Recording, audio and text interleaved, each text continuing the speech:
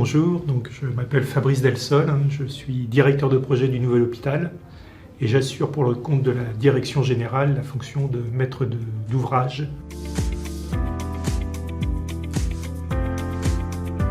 Alors, le maître d'ouvrage, c'est celui pour le compte duquel on va réaliser l'ouvrage, donc en l'espèce le nouvel hôpital qui va se réaliser en plusieurs phases, donc plusieurs ouvrages. Donc c'est celui qui également finance l'ouvrage et pour cela, il définit un certain nombre de besoins à travers un programme technique détaillé qui servent ensuite de base à un concours pour sélectionner un maître d'œuvre qui lui va concevoir et réaliser avec les entreprises l'ouvrage. Thierry Bernardou, architecte au sein de Groupe 6 et mandataire du groupement de maîtrise d'œuvre.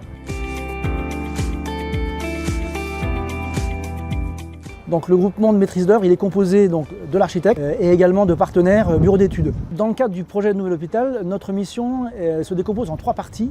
La première, c'est une phase de conception où on va donc dessiner des plans, des coupes, des façades, de manière à ce qu'on puisse constituer in fine un dossier de consultation pour les entreprises.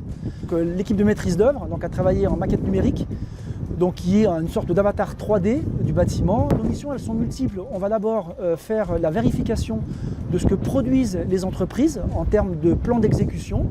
On participe aussi à la cellule de synthèse, par exemple.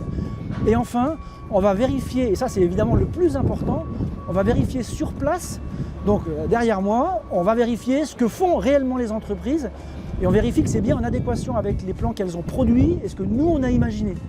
Et nos missions, elles s'étendent jusqu'à, par exemple, le choix des matériaux et les plans de polychromie. Je suis Estelle Ballard, directrice de projet à la Soderec, en tant qu'assistante du maître d'ouvrage ou AMO sur le chantier de construction du nouvel hôpital.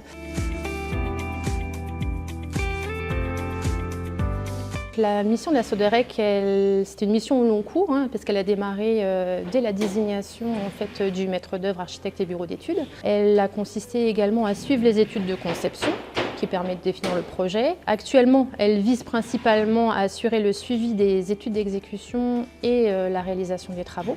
Et elle va se poursuivre jusqu'à la réception des travaux, y compris la levée des réserves. On va donc réaliser les réunions avec la maîtrise d'œuvre, assurer la rédaction des comptes rendus et faire le suivi des actions qui restent à réaliser.